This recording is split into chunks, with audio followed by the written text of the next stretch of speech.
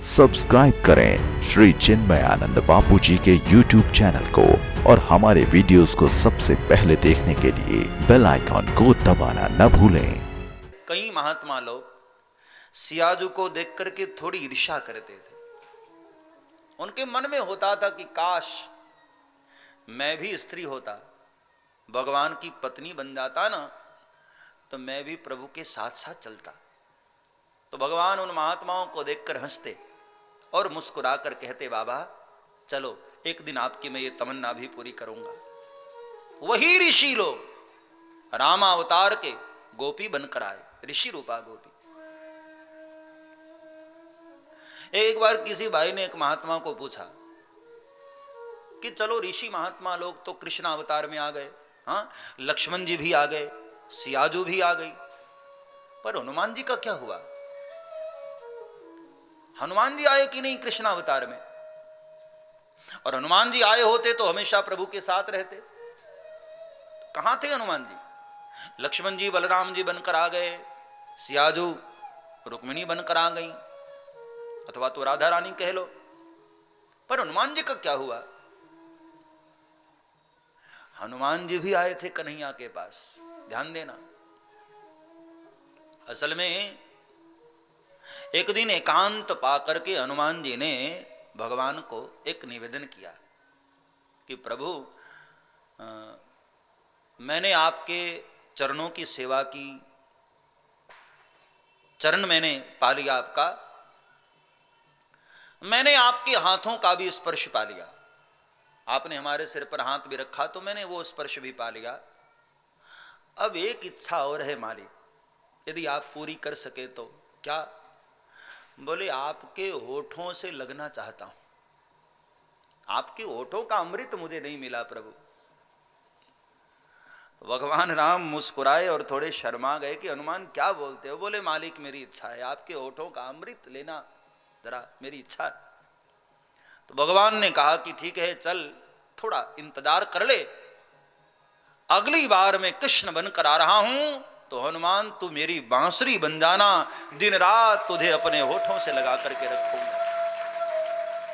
तो हनुमान जी बांसुरी बन गए और फिर कन्हैया के होठों से लगे रहे, अधरामृत का पान करते रहे। तो कई प्रकार की गोपांगनाएं भागती हुई आई हैं गोविंद के पास, और यहां गोविंद बांसुरी बजा रहे थे। अपनी वाणी से भगवान ने गोपांगनाओं का स्वागत किया। स्वागतम वो महाभागा प्रियम किम करवाणि वः ब्रजस्यानामयं कचित् ब्रूतागमन कारणम। देवियों, वृंदावन में नंद नंदन के द्वारा आप सभी का स्वागत है। ये सुनते ही तो गोपियां बहुत खुश हो गईं। हमारे कन्हैया कितने अच्छे हैं, देखो बांसुरी बजाकर बुलाया और हम सब आई हैं तो देखो स्वागत भी तो कर रहे, बहुत खुश हुई। लेकिन अगले ही क्षण भगवान थोड़े गंभीर हुए और गंभीर होकर कहा, कहिए यहां आने का कारण क्या है? क्यों आई हो आप सब? क्या आप लोगों को पता नहीं कि रात्रि के समय अपने पति को छोड़ करके एक स्त्री को अकेले नहीं जाना चाहिए? क्यों आए हो? क्या आप लोगों को एक स्त्री का धर्म भी नहीं पता? एक स्त्री का धर्म क्या होता? भर्तु शुश्रूषणाम स्त्रीणाम परो धर्मो यमाजया। एक स्त्री का धर्म होता है अपने पति की सेवा करे, अपने बच्चों की सेवा करे, बंधु बांधवों का ख्याल रखे, सास ससुर की सेवा करे। एक स्त्री का यह तो धर्म होता है। आप लोग अपने धर्म को छोड़कर चले आए, क्यों?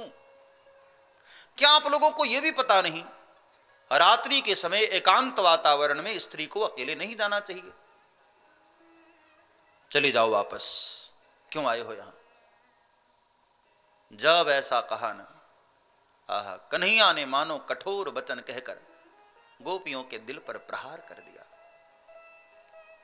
इत विप्रियमा कर्ण्य गोप्यो गोविंद भाषितम विखन्ना भग्न संकल्पाश चिंतामा पुरुदुरत्यया।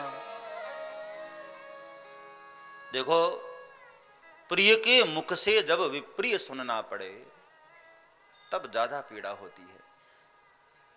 जिसे हम बहुत प्रेम करते हों वो कभी कभी जब कठोर बोल देता है ना, तब दिल पर चोट ज्यादा लगती है, मन को पीड़ा ज्यादा होती।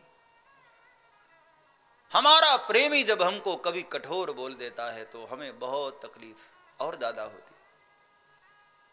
आज गोविंद ने मानो ऐसे कठोर वचन कहकर दिल दुखा दिया। सिर झुकाकर खड़ी हैं गोपियां, और इस वक्त गोपियों की मनोदशा क्या है आगे के श्लोक में शुकदेव जी ने वर्णन किया। कृत्वा मुखान्यवशुचः स्वसनेन शुष्यद बिंबाधराणि चरणेन भुवं लिखन्त्यः अश्रैरूपात्तमश्भिः कुचकुङ्कुमानि तस्थुर्मृजन्तौरदुःख भरा स्मतोष्णी। सिर झुका हुआ है, मुंह से गर्म श्वास छोड़ रही हैं, पग के अंगूठे से धरती को खोदती हुई खड़ी,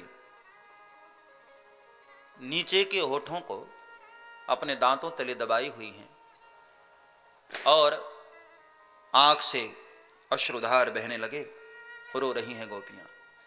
जब गोविंद ने ऐसे कठोर वचन कहे तो गोपियां रोने लगी, लेकिन अब रोते रोते रहा नहीं गया। तब बोल पड़ी अचानक, मैवं विभोरहति भवान गदितुं नृशंसं संत्यज्य सर्व विषयांस्तव पादमूलम्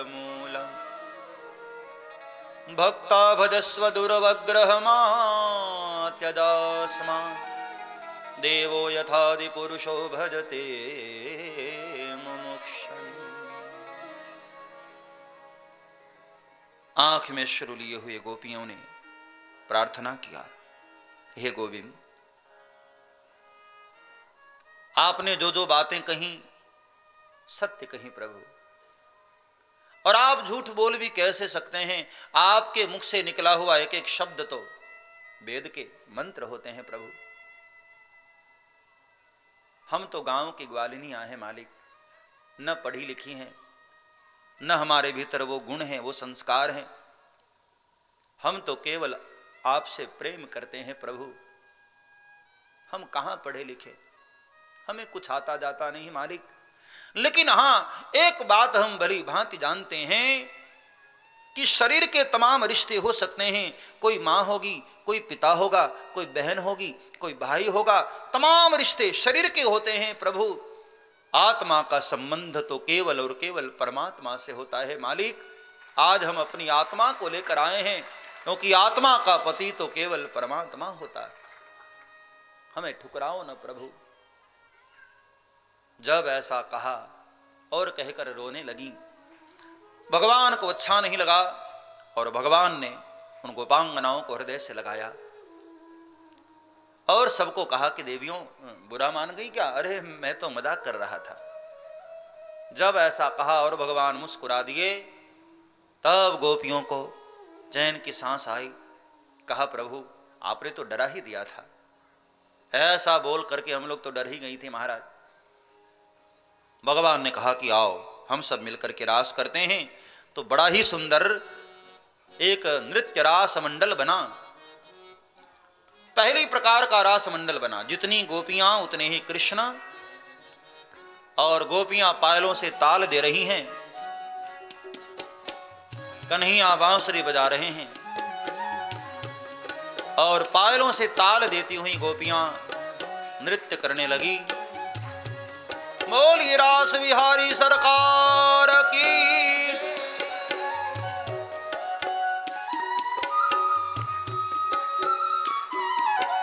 जय हो।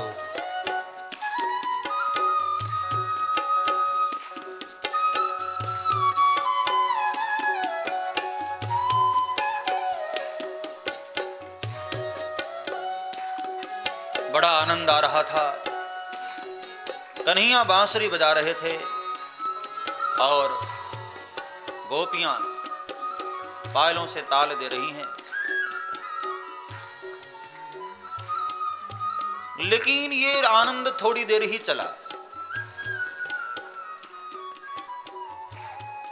इतना आनंद हो रहा था।